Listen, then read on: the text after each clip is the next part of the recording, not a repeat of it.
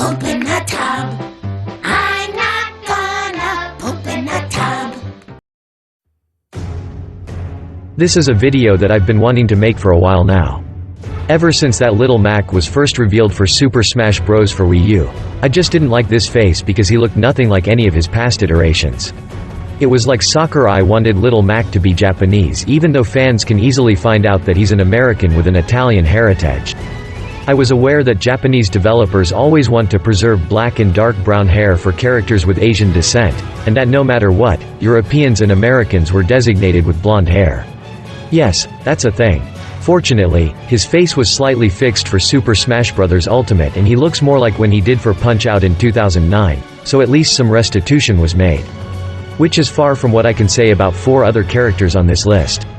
During the summer of 2018, Sakurai wrote in his Famitsu column about how he would gather tons of resources about characters and how he wanted to perfect each character's looks and personalities. But there are at least 4 characters that he did not do this with. There could be much more than 4, but right now, there's a lot of things that I can bring to light regarding where Sakurai got it wrong. Let's start with Luigi. It's a major thing that Sakurai had got completely wrong all this time.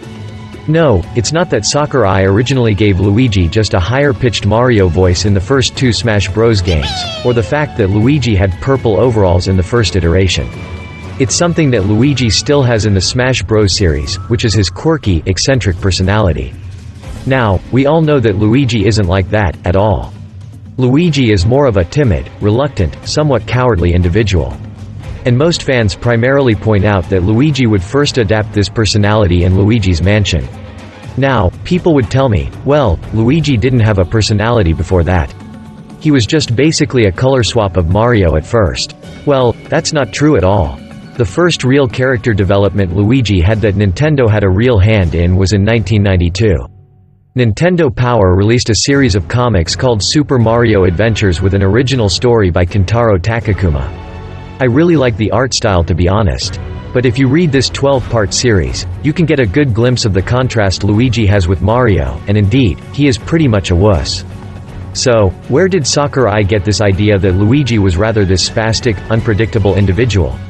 And why did he insist on keeping him this way for over 20 years now? This comic was started about 6 years before the first Smash Bros. Game was released in Japan, and the story indeed got a release in Japan thanks to Korokoro Comics, so why didn't Luigi have this personality in Smash Bros.? He thrusts himself like a missile, he descends to the earth upside down after a super jump punch, and his final smash used to be one of the most bizarre in the game before it got changed in Super Smash Bros. Ultimate. I understand that Sakurai wants Luigi to have a moveset that greatly differs from Mario. But why is he making concessions on Luigi's personality when he could have looked for references to Luigi's personality that already existed at the time? 'Cause it wasn't like this comic wasn't available in Japan. And even after the fact that Luigi's Mansion released, Sakurai still wanted to retain this personality, despite him saying he cares so much about continuity and attention to detail. Bullshit. Never mind the fact that Donkey Kong nor Diddy Kong have used their authentic Mario voices, so much for being authentic, right? But that's not really what makes Diddy Kong not much like Diddy Kong here. So here are 2 depictions of Diddy Kong. Do you notice anything different about them? If you can't, then I don't blame you, because the difference is very, very subtle. And I wouldn't blame Sakurai either had he not beaten his chest about claiming he's got a fine attention to detail. But anyway, it's the shirt. Yes, the shirt is a different shade of red compared to his hat. The shirt is a lighter, more orange tint that makes it look more vintage. This was in artworks leading all the way back to Diddy's initial debut in Donkey Kong Country. While there are some renders and artworks that does make it look like the hat and shirt are the exact same color, they are meant to be slightly different colors. Not only has Nintendo honored this rule about Diddy Kong to this day, but also Square Enix has when they once made that Mario Hoops 3-on-3 game for the Nintendo DS. Sakurai, of course, got this wrong. Both his hat and shirt are the exact same shade of red, a weird wine like red, may I add.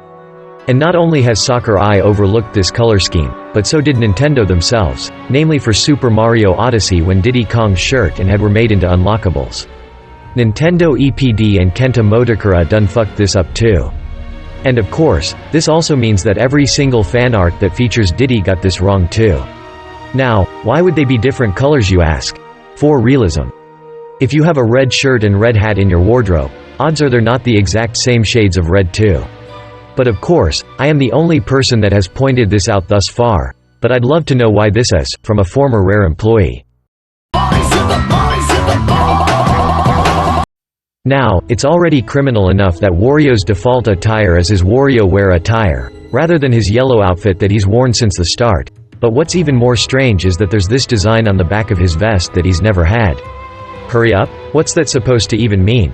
So WarioWare Inc. released for Game Boy Advance in 2002. Fans might argue that there's not much character design to Wario considering that all the games consist of are mini-games and cinematics, in which you don't even get to see Wario's back, so Sakurai added something.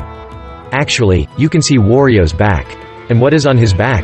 Nothing. There's no decal on his back. Super Smash Bros. Brawl released in early 2008, with this design being seen on Wario for a while into the game's development.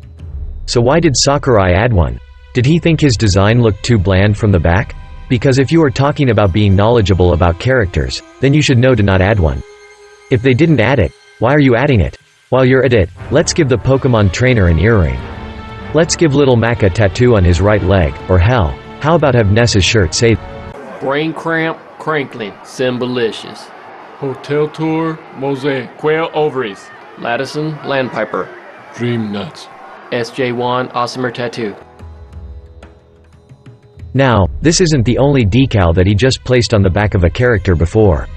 You know all those Fire Emblem characters? Yes. Without surprise, there are 8 Fire Emblem characters, but 6 of them Sakurai decided to add emblems to their capes. No emblem. Emblem. No emblem. Emblem. No emblem. Emblem. No emblem. Emblem. No emblem. Emblem. No emblem. Emblem. No emblem. Emblem. Sakurai just felt to copy and paste that minimalistic falchion symbol right on Chrome's cape, and it looks so crappy. Robin does not have an emblem on his jacket. And as for Byleth, he's the only character that has some sort of design on his cape that wasn't modified for Smash Bros. So, what was the need to add these designs? Does Sakurai expect these designs to draw fans to their own games? Because again, you keep talking about trying to make the character authentic. Yes, he does mention he also adds stuff to characters, and it's a stupid idea.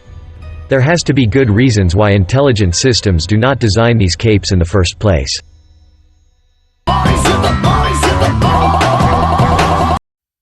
Now the final character I know many people are really going to debate, but I can't really defend Sakurai's decision here. It's Wolff. He's made 2 appearances as a playable character in the Smash Bros. Series, and for some reason, Sakurai felt the need to give him 2 original attires that he's never worn before. The first being this emo outfit that he's worn in Brawl. Just scream Sakurai. The other is better at least, but it's strongly influenced by what Fox is wearing, only with spikes, claws, and greaves added. But what is the deal with Wolff? Why doesn't Sakurai just take an existing outfit? The go-to response I'm expecting is that this is all that Sakurai had to work with. But it's not. This is the guy that claims to email people for things such as music rights. He could simply talk to Hideki Kamiya, yes, the director of Bayonetta, and ask for the email of the Star Fox Zero director considering the Platinum Games spearheaded the project, and asked for some concept art.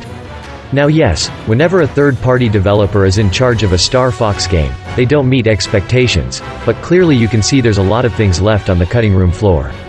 Clearly that would include some Wolff concept art. I mean, how did they create this box for him in the first place? And even if that wasn't an option, Sakurai could have always taken a step back.